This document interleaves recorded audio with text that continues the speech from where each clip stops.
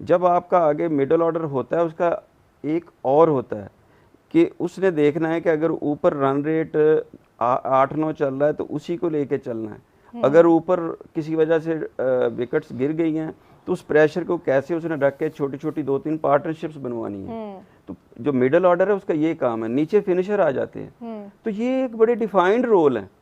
हमारे पास ये है कि हमारे पास किसी का डिफाइंड रोल नहीं है। बिल्कुल। आप अगर हुसैन तलत को खिलाते हैं तो क्या ये आप समझते हैं कि आपसे कप्तान से जो पूछा जाए कि जिस दिन आपने हुसैन तलत को खिलाया, ये एज बॉलर खिलाया या बैट्समैन खिलाया, वो इसका जवाब नहीं दे सकता।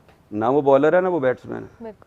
सेम विद दिया, जिस दिन आपने खुशदिल शाह को खिलाया तो किस लिए खिलाया, भी किसी को निकाला और इसको डाला तो क्यों खिलाया, उसका किसी के पास डिफाइंड रोल नहीं था। फिर आप कहते हैं कि एक मैच में 4 फ़हीम अशरफ आउट कर देता है, अगले 2 मैचेस में बॉल ही नहीं करता, तो फिर फ़हीम अशरफ को क्यों खिला रहे हैं भाई। बिल्कुल। फिर इस तरह आपने इंडिया के खिलाफ मैच खेला और साइम अयूब की बात हो रही है, इसको आपने ओवर करा दी है। गलती आपकी है, देखें गलती कप्तान की है कि उसको मिस यूज़ कर रहा है कि शुरू के 8-10 ओवरों में उसके 3 ओवर करा दिए एक फ्लैट विकेट पे, जहाँ पे बैट्समैन आराम से आपको मार सकता है।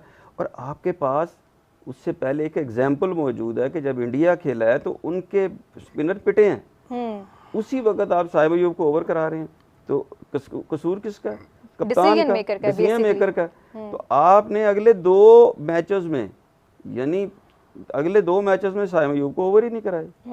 तो ये आपका प्लान है। इस प्लान पे आप कैसे ये समझ सकते हैं कि जब मैनेजमेंट के ज़हन में कोई डिफाइंड रोल कोई नहीं है, प्लेयर्स का पता कोई नहीं है कि ये कैसे चलाएंगे, इस वजह से आप डिस्टर्ब्ड हैं। बहरहाल अगर आप इनको ये कहें कि भाई आपका ये रोल है, अगर आप ये अनाज नहीं कर सकेंगे फिर हम आपको नहीं खिलाएंगे।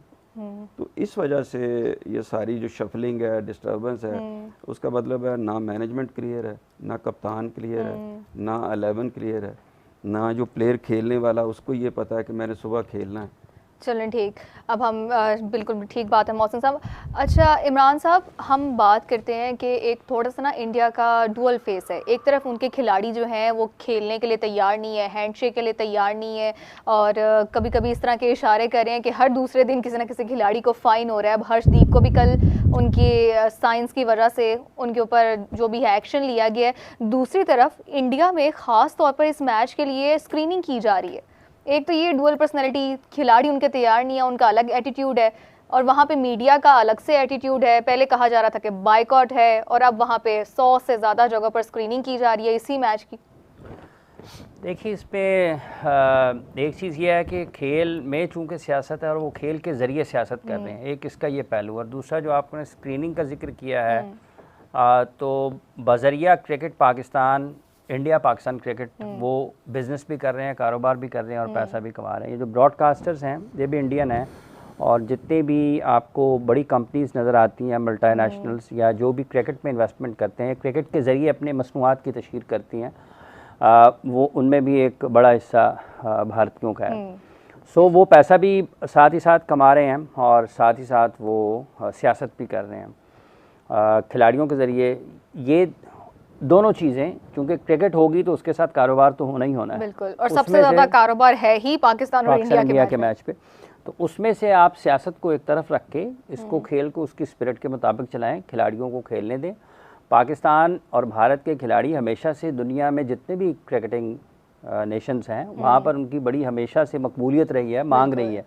लोग इन खिलाड़ियों को आपस में खेलता हुआ भी देखना चाहते हैं, और लोग इन खिलाड़ियों को इनफरादी तौर पर किसी और भी टीम के खिलाफ खेलते हुए देखते हैं तो वो महजूज होते हैं खेल से, क्योंकि स्किल्ड हैं, टैलेंटेड हैं। मतलब सचिन तेंदुलकर खेल रहे हैं, दिलीप वेंगसारकर खेल रहे हैं, जोशी खेल रहे हैं, ठीक है, यूवी खेल रहे हैं, महेंद्र सिंह धोनी खेल रहे हैं, या अपने अपने टाइम के जितने भी वर्ल्ड दुनिया के बेहतरीन खिलाड़ी हैं वो इंडिया की नुमाइंदगी कर रहे हैं। पाकिस्तान की तरफ से हनीफ साहब खेल रहे हैं, सरफराज खेल रहे हैं, मुश्ताक, माजिद, मोहसिन, मुदस्सर, जावेद, सलीम मलिक, इंजमाम, सईद अनवर, आमिर सुहेल, अब्दुल कादिर, वसीम अकरम, वक़ार, यूनुस, शुएब अख्तर, ये सब लोग अगर खेल रहे हैं तो दुनिया इनको पसंद करती है खेलते हुए, इन्हीं को देखने के लिए आते हैं ना। ये जो स्क्रीनिंग हो रही है, तो क्या वो उस वक्त जब पाकिस्तान का खिलाड़ी कैमरे पे आएगा तो स्क्रीन ब्लैक हो जाएगी? नहीं होगी ना। तो पाकिस्तानी खिलाड़ी तो इंडिया में पहुंचे हुए हैं उन स्क्रीनों के जरिए, बिल्कुल इस मोबाइल के जरिए, वो नरेंद्र मोदी के मोबाइल पे भी आ रहे होंगे अगर वो देख रहा होगा। वही ना, डिजिटल का दौर है। तो इसलिए ये अपना उनका एक तरीक़ाकार है। सियासत निकाल दें, चीज़ें मामूल हैं। आपकी पाकिस्तान की हुकूमत से ताल्लुकात ठीक नहीं है ना, तो आप उसको ठीक करें। जो वहाँ पे तो यूनाइटेड नेशंस में भी खड़े होकर पाकिस्तान के वज़ीर आज़म ने यही कहा है। वो पाकिस्तान क्रिकेट बोर्ड के चेयरमैन को नामुनासिब अंदाज में मुखातब करते हैं अपने टेलीविज़न चैनल्स पर बैठकर, उनके नुमाया नामी ग्रामी खेलों के सहाफ़ियों को तो खेल का पैगाम देना है। ठीक है, आपके मुल्क के ताल्लुकात ठीक नहीं, लेकिन आपका ये काम ये है कि आपने अपनी मुल्क हुकूमत को भी बताना है कि कहाँ पर उनकी गलती है। हम अपने क्रिकेट बोर्ड के बारे में बातचीत करते हैं, हम अपने चेयरमैन के बारे में बातचीत करते हैं, खिलाड़ियों के फैसलों कारकर्दगी पर, पीसीबी के टॉप ऑफिशियल्स के फैसलों पर इख्तलाफ राय देते हैं, हुकूमत के फैसलों पर इख्तलाफ राय देते हैं, तो उनको भी ये चाहिए। तो लोगों को उनके वहाँ पर अगर वो सियासत से निकाल देंगे, ये पाकिस्तान के साथ पहले नहीं खेले हुए, अर्शदीप क्या पाकिस्तान के खिलाफ पहले नहीं खेला हुआ है, और तब क्या हुआ था, ठीक है। हाँ, अर्शदीप को क्या क्या सुनने को मिला, हाँ, उस वक्त जब उसने क्या ड्रॉप किया था, ठीक है, और पाकिस्तान से सपोर्ट हुआ था, पाकिस्तान के क्रिकेटर्स ने उसको सपोर्ट किया था कि drop catch is part of the game. बिल्कुल, छूट जाता है कैच आपसे, पकड़ा भी जाता है, लेकिन उसका ये मतलब नहीं है कि आप लोगों को नामुनासिब अंदाज में पुकारना। जंगें हुई हैं, जंगों के दरमियान हमारे जर्नैलों ने वहाँ गया, ज़ियाउल हक वहाँ जाके डिप्लोमेसीज की हैं।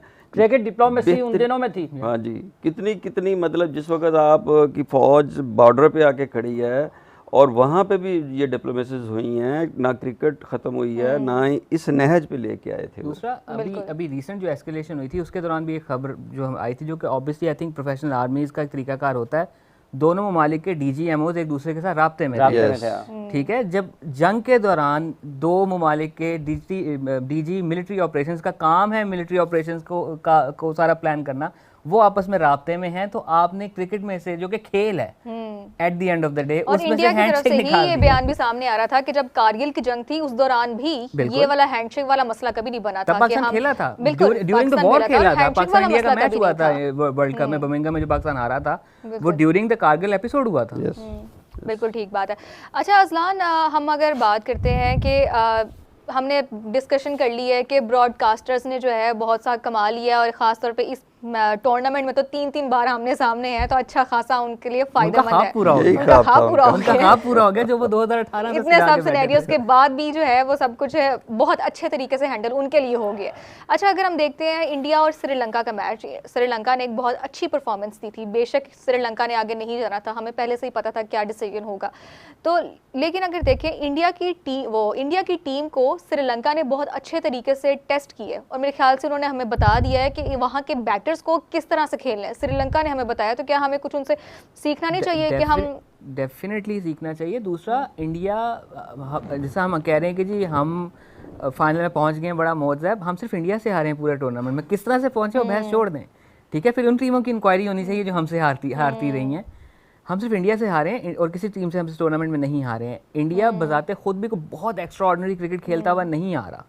बांग्लादेश वाले मैच में क्यों नहीं कर सका 250, ठीक है, ओमान वाले मैच में क्यों नहीं कर सका 250, नहीं ना हुआ उनसे। उनका भी अगर हम देखें तो उनकी भी वीक लिंक्स हैं। शुरू के 6 ओवरों में अभिषेक शर्मा आपको मैच साइड पे करके दे देता है, तो उसके ऊपर वो खा रहे हैं। संजू सैमसन अपनी जगह पे नहीं खेल रहा, डिस्टर्ब नजर आ रहा है। तिलक वर्मा उस तरह से परफॉर्म नहीं कर रहा जिस तरह से एक्सपेक्टेड था। अक्षर पटेल और हार्दिक पांड्या उस दिन हमें थोड़ा सा प्रेशर में नजर आए। सूर्य कुमार यादव वैसे भी है, पाकिस्तान के खिलाफ उसकी कभी कोई परफॉर्मेंस नहीं सिवाय 14 सितंबर वाले मैच के, वो भी थ्रू आउट द टूर्नामेंट हमें आउट ऑफ टच नजर आया। वो इस वक्त ओपनर्स की कमाई खा रहे हैं, बिकॉज उनके ओपनर पहले 6 ओवरों में मैच साइड पे लगा के दे देते हैं, बाद में इतना आसान हो जाता है कि वो रन बॉल भी खेलते रहें तो हो जाता है। मसला ये आ रहा है कि उनके ओपनर्स को हमारे बॉलर चैलेंज नहीं कर पा रहे। पूरा इस दफ़ा का IPL अभिषेक शर्मा सही उस तरह से परफॉर्म नहीं करता हुआ आया जिस तरह से एक्सपेक्टेड था उससे। उसकी टीम आखिरी नंबरों पे आई है, तो इसका मतलब ये था कि वहाँ IPL के दौरान बॉलर्स ने अभिषेक शर्मा को पकड़ा हुआ था। वही देख लो कि वो लोग क्या कर रहे थे, क्या वजह थी। मतलब हमारे बॉलर्स को देखना चाहिए ना, हमारे बॉलर्स को क्या इशू है कि वो सवाल पूछा ना, क्या ये वीडियोस नहीं देखते? मैं कहा देखते हैं लेकिन क्रिकेट की वीडियोस नहीं देखते। मे बी वो मीडियाज उनकी साइकिक पे भी अफेक्ट कर रही है। इतना क्रिटिसिज्म हमें हो रहा है, हम इसको कैसे हैंडल करेंगे? क्योंकि हमने देखा था जब हुसैन तलत ने बोला था कि मेरे पे इतना क्रिटिसिज्म बनता नहीं है, मैं इतने मैचेस खेल के आया हूं। मतलब अंदाजा हो रहा है पहले मैच में आपने परफॉर्म नहीं किया, जब आपने देखा मेरे ऊपर क्रिटिसिज्म हो रहा है तो नेक्स्ट मैच में आप मैन ऑफ द मैच भी बन गए।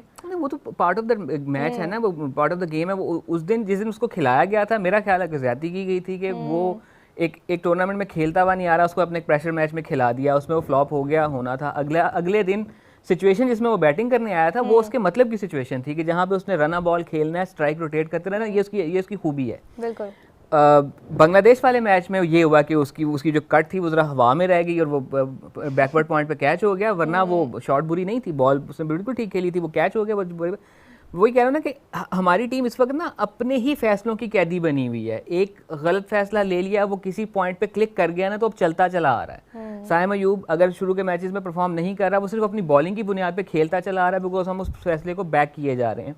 हुसैन तलत नहीं डलता था इंडिया वाले मैच में, हमने खिलाया, वो श्रीलंका वाले मैच में परफॉर्म कर गया, हम एक और फैसले के कैदी हो गए कि हम अपने इसको खिलाना ही खिलाना है। हमने 3 फास्ट बॉलर्स नहीं खिलाए थे अगेंस्ट इंडिया पहले मैच में, वो हमें बैकफायर कर गया। उसके बाद जब 3 फास्ट बॉलर्स खिलाए तो हमने साइम अयूब को शुरू के ओवर ही करवाने हैं, एक और फैसले के कैदी निकले हम। वहाँ पे आप अगर आप उस वक्त अभिषेक शर्मा मेरे ख्याल से जैसे हमने साइकाइट्रिस्ट को हायर किया था, तो हमें डिसीजन मेकर्स के लिए भी एक साइकाइट्रिस्ट हायर करना लाजमी है कि उनको भी समझाया जाए कि प्रॉपर हर बार एक्सपेरिमेंट्स अपने, एक तो जो आप कह रहे हैं कि कैदी निकले हम अपने डिसीजंस के, उससे बाहर निकलना होगा। ये होता है ना कि कप्तानी क्रिकेट की 2 तरह की हो गई है, स्पेशली 21वीं सदी में। इससे पहले यही होता था कि कप्तान ऑल इन ऑल होता था, वो मैदान में सिचुएशन को देख के अपने फैसले कर लिया करता था और वो डिफाइन करता था कि वो अच्छा कप्तान है या बुरा कप्तान है। अभी जिस किस्म की कप्तानी हो गई है, मैं इस पे नहीं जाऊँगा कि वो अच्छी है बुरी है, बट बहुत ज़्यादा डिपेंडेंसी हो गई है कि आपको बैकरूम स्टाफ से या आपको कोचिंग स्टाफ से वो for the lack of a better word पर्चियाँ आ रही हैं या फर्रे आ रहे हैं, तो उन पे जो लिखा है आपने उस पर अमल करना है।